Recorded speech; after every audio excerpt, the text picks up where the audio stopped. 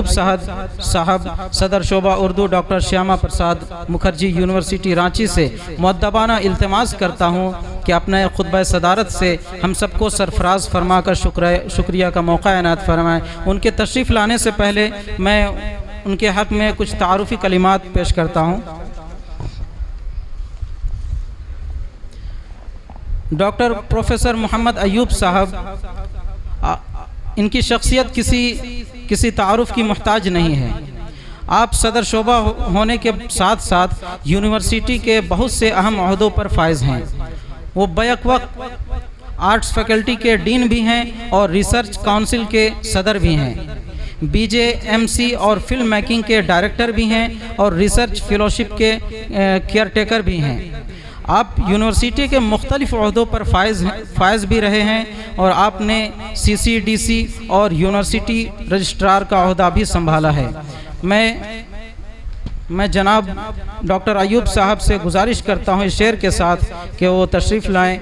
आप गुल हैं, महक हैं, शफ़क़ हैं, चमक हैं।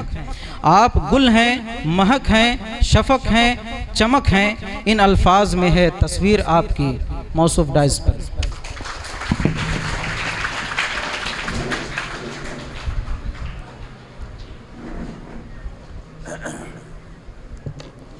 डॉक्टर श्यामा प्रसाद यूनिवर्सिटी के शोबे उर्दू के असातिज़ा और उसी शोबे के तमाम तलबा, अस्सलामु अलैकुम वरहमतुल्लाहि वबरकातुहू। सच में आज मुझे इकट्ठे आप सब लोगों को देख करके बेपनाह खुशी हो रही है, बेपनाह खुशी हो रही है।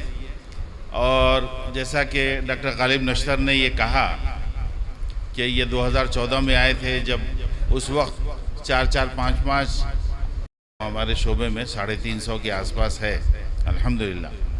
तो आप लोगों को इस सूरत देख करके मुझे बहुत खुशी हो रही है। ये तो इज़हार खुशी हो गई। आपको मैं ये बताऊं कि सच में आप खुशनसीब हैं और काबिल मुबारकबाद हैं कि पूरे झारखंड के, जैसा कि डॉक्टर गालिब ने बताया कि पूरे झारखंड का वाहिद ये उर्दू मरकज़ है, सेंटर है, श्यामा प्रसाद मुखर्जी यूनिवर्सिटी का शोबा उर्दू, जो जहाँ सच में पढ़ाई होती है, कोर्स कंप्लीट कराया जाता है। ये तो एक मामूली रूटीन की बात है। जो सबसे बड़ी बात है वो ये है कि आपकी पर्सनालिटी को निखारने, आपकी अपनी शनाख्त बनाने और आपको अपनी ज़िंदगी से रूबरू कराने का यहाँ पे मशक़ किया जाता है और उसकी कोशिश की जाती है। और हमाजहत जो आपके अंदर जो पोशीदा सलाहियतें हैं उसको निखारने, उभारने, निखारने और क्या कहते हैं मंजर-ए-आम पर लाने की कोशिश की जाती है। जो मज़ीद और जो अभी आपके असातिज़ा कराम हैं, मेरे साथ जो लोग काम कर रहे हैं, उन लोगों ने आपकी पर्सनालिटी को, शख्सियत को और ज़्यादा चार चांद लगाने के लिए आइंदा आने वाले सालों में मज़ीद बहुत सारे प्रोग्राम्स बना रखे हैं जिसको आप देखेंगे और इंशाअल्लाह उनसे इस्तिफ़ादा करके, फ़ायदा उठा करके, और आप जो है वो एक दिन इस लायक होंगे कि आप आसमान से सितारों को तोड़ सकेंगे इंशाअल्लाह। ये एक बात। सना मुराद ने जो बात कही वो बहुत पते की बात है। बेटा, यहाँ एक मौका मिला है आपको, बहुत अच्छे शोबे में, बहुत अच्छे असातिज़ा के बीच, अच्छी यूनिवर्सिटी में आप आए हैं। यहाँ तरह तरह की और मिन जुमला एक्टिविटीज़ चलती रहती हैं, बहुत सारी एक्टिविटीज़ होती हैं, बहुत सारे प्रोग्राम्स होते रहते हैं जो आप ही के फ़ायदे के लिए होते हैं।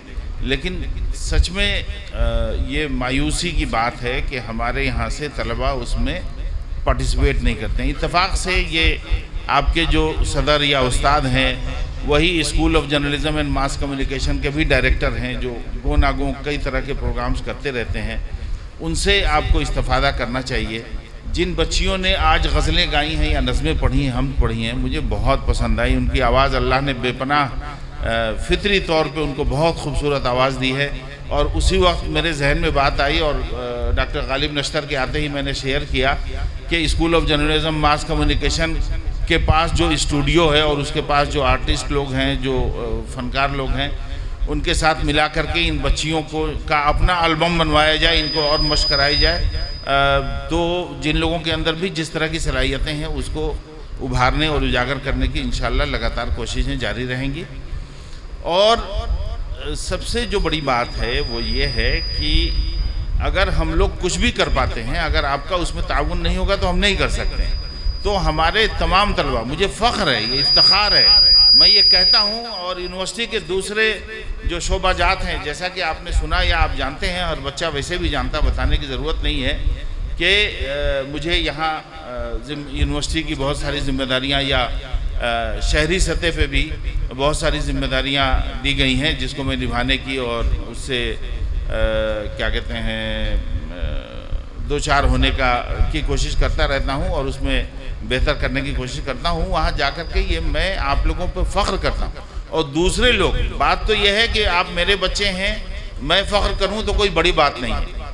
आपके बारे में दूसरे और शोबाजात के जो असातिज़ा हैं, जो लोग हैं, वो ये गवाही देते हैं कि वाकई उर्दू के तालिब इल्म जो हैं वो बहुत डिसिप्लिन है, बहुत महज़ब हैं।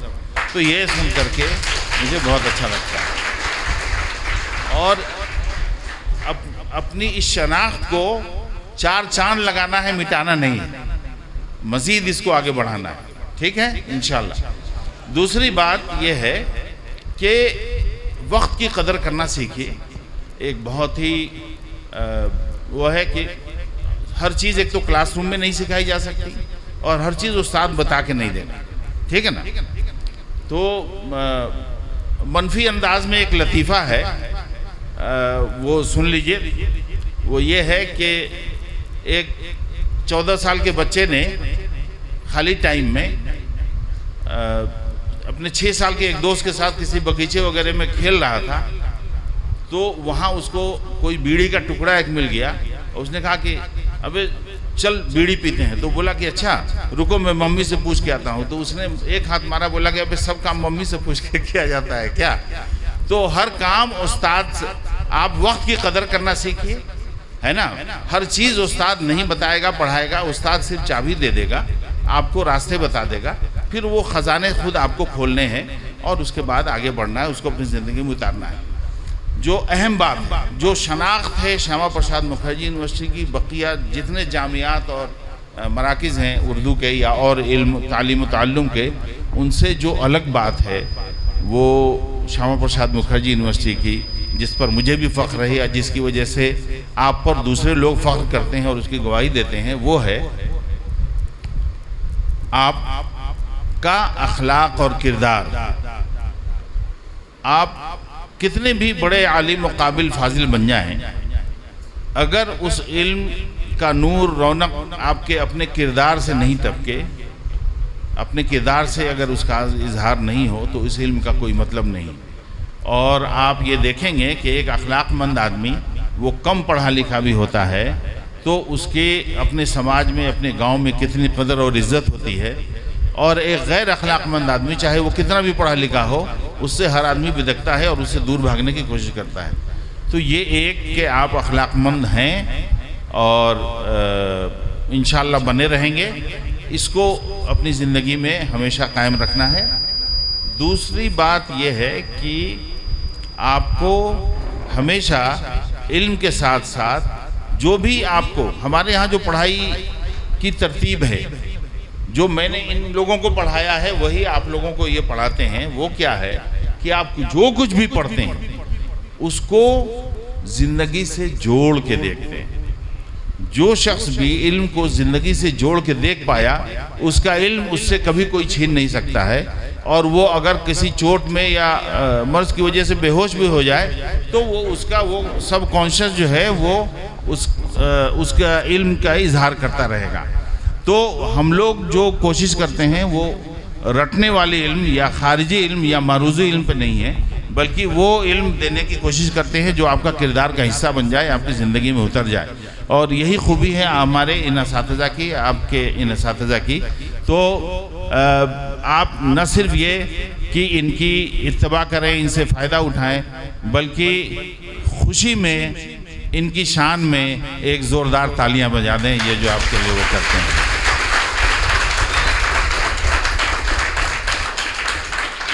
एक एक उस्ताद जो आपके सामने बैठे हैं, ये मैं गवाही देता हूँ कि ये 24 घंटा जीते ही हैं सिर्फ आपके अपने किरदार और आपकी भलाई और आपकी अपनी तरक्की और कामयाबी की सोच में, फिक्र में।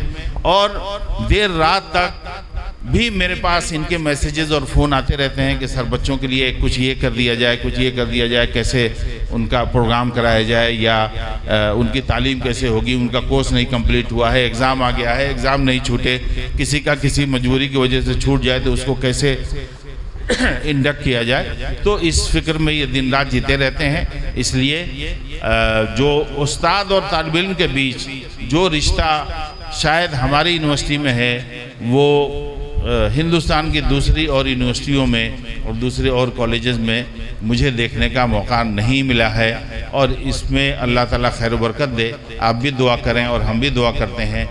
सर, इसमें MS सेम 4 के बच्चे भी आए हैं जो यहाँ से पास आउट हो गए हैं, और वो यकीनन आपकी नसीहत सुनने के लिए आए थे। और अल्फाज मतलब जो जुमले आपने कहे वो यकीनन उनके लिए काफ़ी होगा, लेकिन काफ़ी नहीं होगा इस माने से कि ज़िंदगी में उन्हें बहुत आगे तक जाना है, और वो अभी नेट और JRF की तैयारी कर रहे हैं।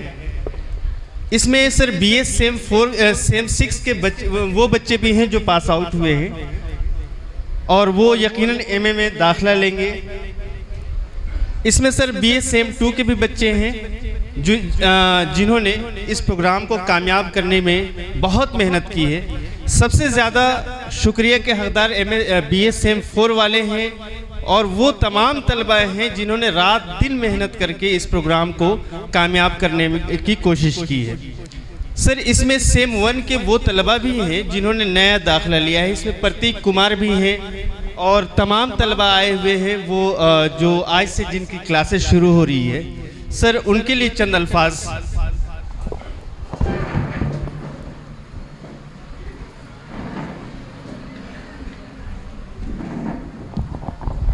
आप तमाम लोगों के लिए जिनकी तरफ अब्दुल बासित साहब ने मुझे मुतवज्जे किया है, आप तमाम लोगों के लिए सिर्फ एक शेर में मेरी तरफ से नसीहत या वसीयत है।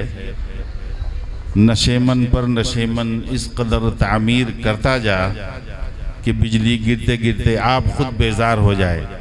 आपके हौसले इतने बुलंद होने चाहिए, इतने बुलंद होने चाहिए।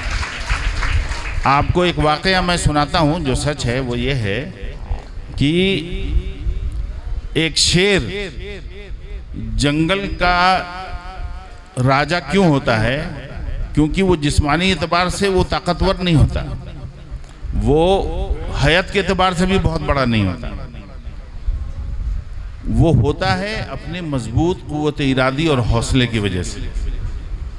वो मजबूत क़ुव्वत इरादी और हौसले का मालिक होता है, इसलिए वो पूरे जंगल का राजा होता है।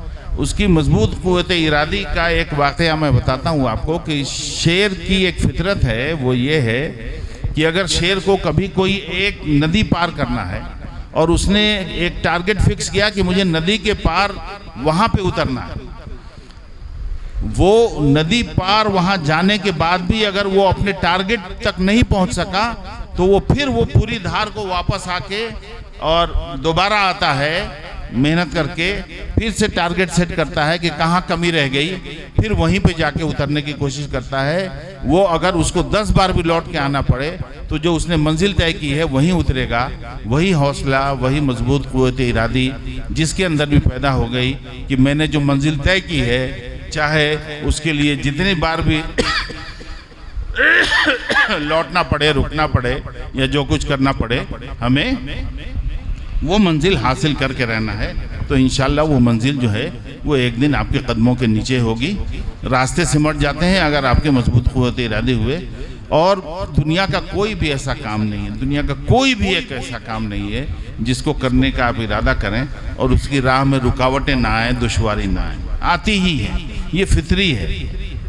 ये दुनिया, इसको कुरान में भी अल्लाह ने कहा है कि इंसान को लक़द खलक़नल इंसान फ़ी कबद, मैंने इंसान को पैदा किया ही है दुश्वारियों में, वो दुश्वारियों के साथ। और फिर दुश्वारियों के बाद आसानी है, ये भी कुरान ही कहता है। ये फितरत का निज़ाम है जिसको कुरान में बताया गया है वो है इन्न मअल उसरि युसरा। हर तंगी के बाद आसानी, हर तंगी के बाद आसानी, हर दुश्वारी के बाद सहूलत है, हर कोशिश के बाद कामयाबी है।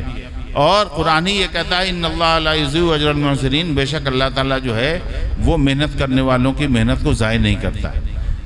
यहाँ तक कि वो खुद अल्लाह के अपने दुश्मन ही क्यों ना हो उनकी भी मेहनतों को ज़ाय नहीं करता। इस दुनिया का निज़ाम है। इसलिए आप मेहनत करें, मजबूत क़ुव्वत इरादी अपनी बनाए रखें और नशेमन पर नशेमन तामीर करते जाएं। चाहे बिजली 1 लाख गिरे, एक दिन वो बिजली हिम्मत हार जाए लेकिन आप हिम्मत ना हारें। अस्सलाम वालेकुम।